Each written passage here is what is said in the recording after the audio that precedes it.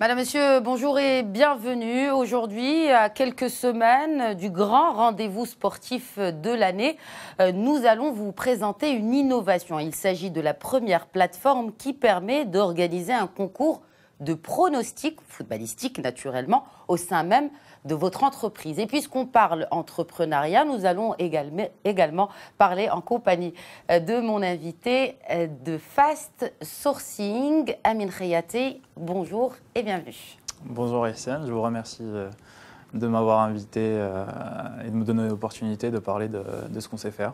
Alors, de ce que vous savez faire, on va tout d'abord parler de ce concept de fast sourcing. Alors, il s'agit de recrutement. Il y a du recrutement dans le fast sourcing, mais on aimerait bien que vous partagiez avec nous qu'est-ce que c'est exactement.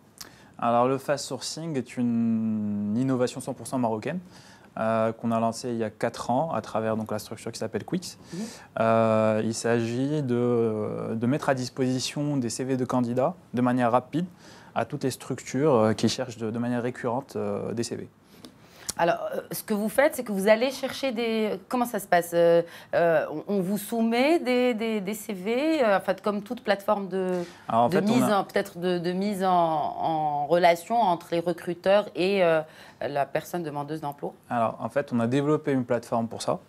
Et nous, de notre côté, on s'est spécialisé dans tout ce qui est canaux de sourcing. Donc, c'est des CV Tech, des réseaux sociaux professionnels, toutes les informations qu'on peut trouver sur Internet sur les candidats. Et c'est des informations qui sont très importantes. Et on est devenus des sachants du sourcing et on a réussi avec ça à développer le concept du fast sourcing avec des outils qui nous sont propres et on peut mettre à la disposition à travers cette plateforme à travers laquelle on est connecté de manière récurrente avec nos clients des CV de candidats qui sont disponibles, qui sont en recherche d'emploi. Alors, quand vous parlez de recherche d'emploi, est-ce que, vu que vous êtes très digitalisé, est-ce que vous vous êtes un peu spécialisé aussi? Qu'est-ce qui vous différencie finalement d'autres plateformes, parce qu'il en existe d'autres, de par peut-être les profils que vous préférez? Enfin, je dirais pas préféré, mais en tout cas... Alors, en fait, sur le concept du fast sourcing, pour le coup, on est les seuls à le faire. Que ce soit au Maroc ou à l'international. Et on a vraiment développé une innovation et une manière de faire. On est capable de répondre en quelques minutes à nos clients. C'est ça l'innovation. Aujourd'hui, on travaille sur un marché qui est très concurrent et les clients sont très exigeants. Donc, lorsqu'ils cherchent une personne, en général, ils veulent déjà avoir un premier rendu très rapidement. Et nous, on est capable de le faire. Donc, c'est à travers ça qu'on a développé ce concept et qu'on travaille sur le marché français, belge dans un premier temps. Et depuis à peu près 2 ans aujourd'hui, on travaille aussi sur le marché marocain, sur le marché algérien. De toutes les façons, avec la digitalisation aujourd'hui, on peut travailler avec n'importe quel pays, il suffit juste qu'on soit sur le même fuseau horaire.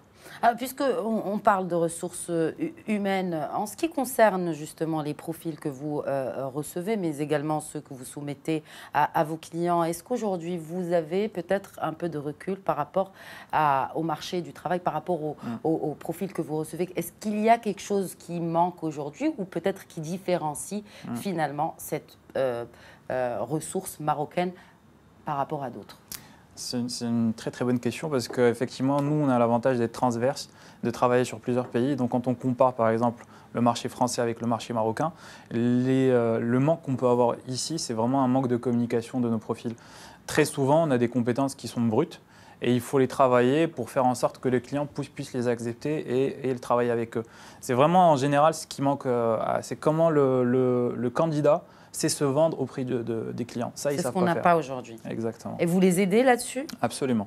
Donc ça fait partie de les rencontrer, de les préparer justement avant d'aller voir le client, de leur expliquer qu'est-ce qu'il faut mettre en avant sur leur profil. Ça fait partie de nos compétences. C'est fast sourcing et aussi fast training finalement. Nous allons à présent parler de pronostics. Oui. Pronatlas, il s'agit donc de cette première plateforme. Il fallait y penser. Je trouve personnellement le concept assez original. Eh bien, c'est une plateforme, non pas de recrutement, mais vous, dans votre entreprise, pour les gens qui nous regardent, vous pouvez déjà commencer vos pronostics entre vous, entre employés de la même entreprise. C'est exactement ça. En fait, c'est une opportunité qui s'est présentée. Il faut savoir que, bon, nous, à travers Quix, on a tendance à travailler beaucoup entre la France et le Maroc. Il y a eu une opportunité qui s'est présentée parce que, tout simplement, en France, il y a beaucoup de startups qui ont vu le jour pour des concours de pronostics pour les structures en France, parce que, tout simplement, la France, l'équipe de France a l'habitude de se qualifier.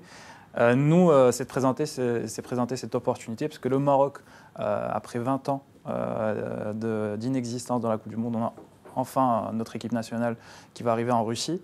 Et donc, voilà, c'était une opportunité unique pour mettre à disposition cette solution-là pour nos structures au Maroc et permettre à nos salariés d'avoir un peu de Coupe du Monde au sein même de leur entreprise. Alors, quand on parle de ces collaborateurs, alors juste pour qu'on puisse un peu comprendre mieux le fonctionnement de cette application. Alors, il s'agit de l'installer, bien évidemment, j'imagine, dans un réseau de partage entrepreneurial, comme un intranet, par exemple. Et on commence à faire nos pronostics. Et du coup, comment ça se passe après? Alors, c'est une plateforme qui est en ligne. L'avantage, c'est encore une fois, comme on est sur le digital, c'est que lorsqu'une structure qui est au Maroc, elle peut faire jouer toutes ses équipes dans le monde. Et ça marche aussi pour les multinationales. Exactement. Exactement. On a un exemple, par exemple, avec un de nos clients avec qui on a déjà commencé, qui s'appelle le groupe HPS, qui a sa structure ici au Maroc, mais des filiales aux Émirats et en France. Et donc, la possibilité de donner à tous les salariés d'une même structure de s'amuser à travers une plateforme. C'est une plateforme qui est totalement professionnelle, avec une sécurité des données. Le salarié de chaque groupe ne peut se connecter que s'il a l'adresse professionnelle de sa société. C'est une manière de sécuriser. Et après, il y a beaucoup de fonctionnalités très ludiques, très sympathiques. On peut jouer entre teams. Ça sert énormément pour faire de la communication interne parce que c'est une plateforme qui est personnalisée pour chaque société avec des logos, des visuels derrière très dynamiques. Et puis, pendant tout le mois de la Coupe du Monde, on peut communiquer à travers cette plateforme-là avec les salariés. Donc voilà, moi je trouve que c'est une idée vraiment super sympathique. Et de quoi c'est la vôtre, c'est un peu normal.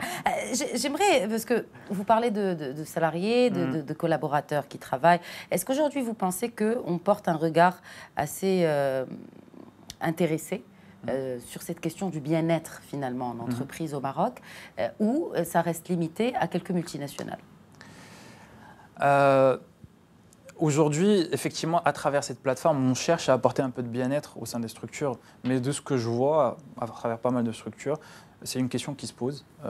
D'ailleurs, il y a ce qu'on appelle des profils qui sont recrutés spécialement pour le bien-être des candidats, et des salariés, pardon. Ça s'appelle d'ailleurs des Chief Happiness Officer. C'est exactement le mot. Et donc, vraiment, c'est une tendance qui est là. Donc, du coup, quand on arrive avec cette solution-là, on nous accueille vraiment avec les bras grands ouverts. Et alhamdoulilah, pour le moment, ça se passe très bien. Et l'Afrique, est-ce que vous avez peut-être des vues sur l'Afrique? Parce qu'on connaît bien sûr nos confrères dans les pays qui ont été qualifiés à cette Coupe du Monde. Est-ce que vous n'avez pas pensé peut-être à prospecter sur ce marché? On s'est concentré déjà sur le Maroc et on voit comment ça se passe, mais c'est clair que l'idée, elle est dans nos têtes. Elle est dans vos têtes. Et dans vos têtes aussi, vous avez certainement des pronostics. Je suppose que vous en avez des bons pour nos Lions, mais peut-être partager avec nous les pronostics de Amin Khayatay pour ce mondial. Et ce groupe pas très très évident. Ouais, mais je pense qu'on a nos Lions de l'Atlas. Ça fait 20 ans qu'on n'a pas été, mais en revanche, on arrive fort avec des super joueurs. Moi, étant un amoureux du foot, c'est comme ça d'ailleurs que j'ai adoré cette idée de Prône Atlas. Je pense qu'on a nos chances. Je ne voudrais pas porter la poisse à notre équipe, mais avec l'Iran et le Portugal, ça reste vraiment jouable. Après, l'Espagne, c'est clair que tout le monde. Mais avec le Portugal, ça reste jouable. Absolument, moi j'y crois absolument. Je pense qu'au bout du deuxième match, on pourrait peut-être être qualifié déjà. Ben on le souhaite en tout cas pour nos Lions, et au-delà des pronostics, il y a tout un peuple qui les soutient. Cœur et âme. Merci beaucoup Amin Khayatay, et puis bon courage pour Prône Atlas et également pour votre entreprise de fast sourcing. Merci beaucoup Khadija. Voilà, c'était l'entretien business de la semaine sur Médien TV. Excellente suite des programmes sur notre antenne.